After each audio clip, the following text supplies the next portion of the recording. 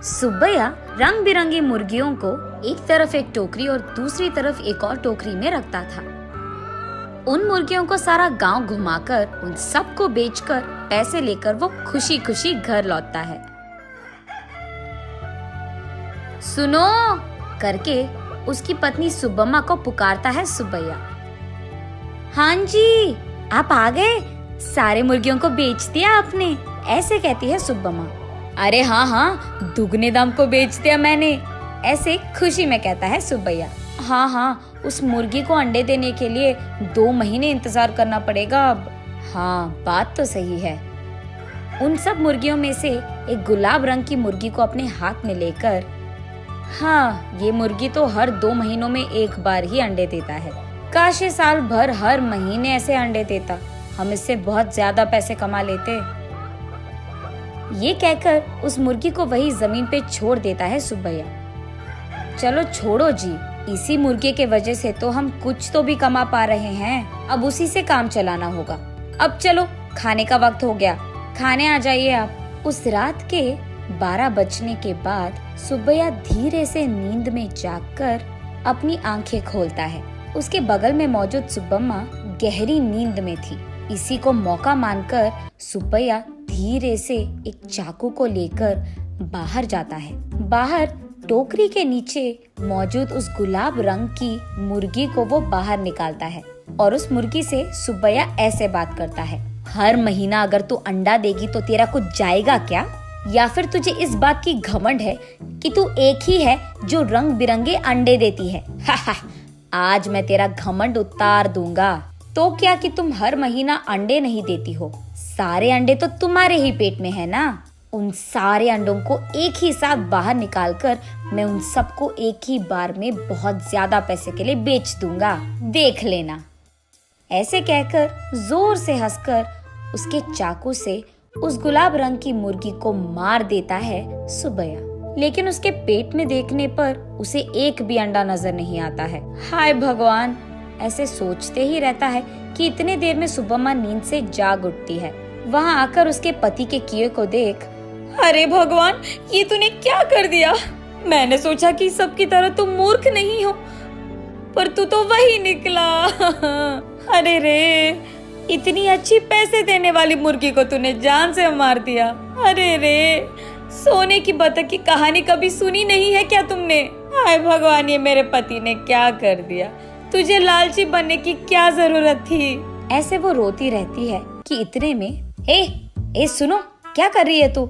सुब्बम्मा उठो, क्या हो गया तुझे? सोते हुए इतनी जोर से चिल्ला रही है, पागल हो गई है क्या? नींद से जागकर सुब्बम्मा परेशान होकर अपने पति की ओर देखती है। उसे कुछ नहीं समझ आता है। वो तुरंत बाहर जाकर टोकरी के नीचे बैठे उस मुर्गी को भी देखती है। वो मुर्गी तो हमेशा की तरह सही सलामत थी। ये देख सुब्बम्मा अंदर आकर, ओह, ये सब सपना था, मैंने तो सच सोच लिया था इससे, ऐसे कहती है सुब्बैया से। क्या सपना, क्या सच की बात कर रही है? आधी रात को मुझे उठा दिया तूने अच्छी नींद से। चल जाओ, सो जाओ अभी, कहता है सुब्बैया। अरे जाइए ना आप भी, मुझे तो बुरा सपना आया कि आपने उस मुर्गी को जान से मार दिया, क्योंकि आप लालची बनकर उसके पेट में मौजूद अंडों को निकालना चाहते हैं। मैं कितनी घबरा गई पता है आपको?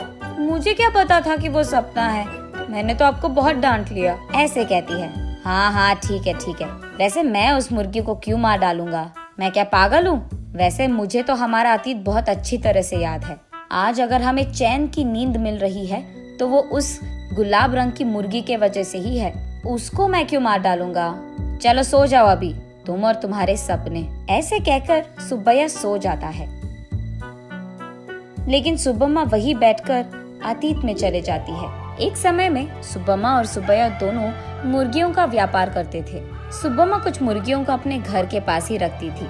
उनको खाना देना, उनके अंडों को इकट्ठा करना और उन अंडों को अगल बगल वालों में बेच देना, बड़े हुए मुर्गियों को बिकाव के लिए रख देना और उन मुर्गियों को सुब्बैया का इधर उधर जाकर बेच देना, यही होता था। लेकिन मुर्गियां हर रोज नहीं बिकती थी, कभी कभार तो 10-15 दिनों में एक ही मुर्गी बिकता था। इसी कारण सारा गांव घूम घूम कर थक कर घर आता था सुब्बैया। कभी कभार तो उन मुर्गियों को दाना डालने के लिए भी सुब्बैया और सुब्बम्मा के पास पैसे नहीं थे। तब एक दिन सारा दिन घूमकर थके हारे सुब्बैया उसके घर लौटता है।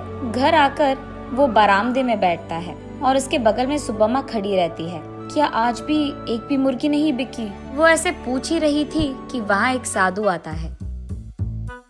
माता, खाने के लिए कुछ दे दो, ऐसे पूछता है।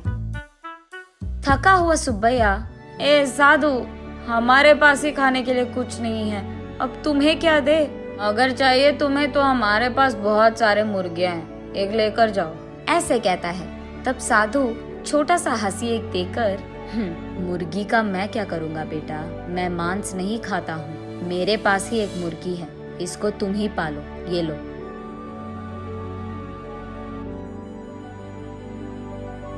ये कहकर उनके हाथ में मौजूद एक गुलाब रंग की मुर्गी को उसके हाथ में देता है। मुड़कर देखने से पहले ही वो साधु वहाँ से गायब हो जाता है। सुब्बैया तब उस गुलाब रंग की मुर्गी को देख, इस तरह की मुर्गियाँ भी मौजूद है क्या?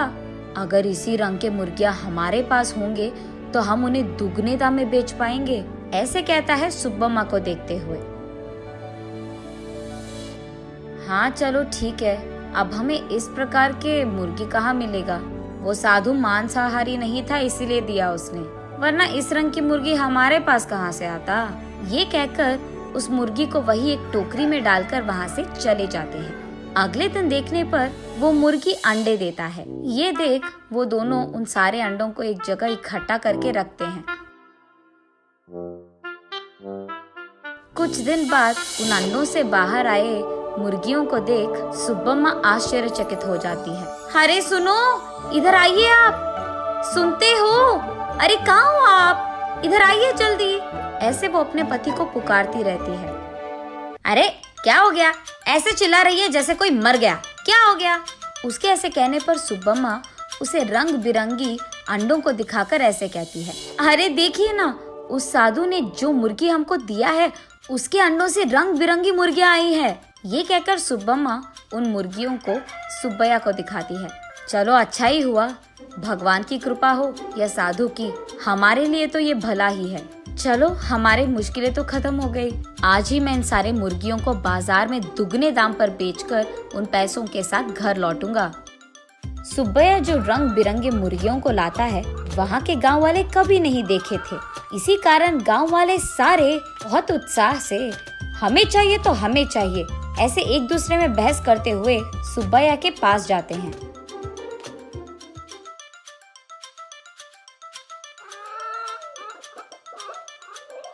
ऐसे वो मुर्गी 1 महीने में सारे दिन अंडे देकर, फिर 2 महीने बिना अंडों के, फिर उसके बाद 1 और महीना सारे दिन अंडे देते हुए रहती थी। अब उन्हीं महीनों में सुब्बैया भी अंडों को जमा करके उन्हें बाजार में बेचता था। ऐसे ही कुछ ही दिनों में पति पत्नी दोनों कमाए हुए पैसों के कारण चैन की नींद सोने लगते हैं। सुब्बम्मा वापस होश में आकर, ओह अब याद आया, सुबह मैं सोच रही थी कि ये मुर्गी साल भर अंडे क्यों नहीं देती है, शायद उसी कारण ऐसा बुरा सपना आया मुझे। ये सोचकर वापस गहरी नींद में सो जाती है सुब्बम्मा।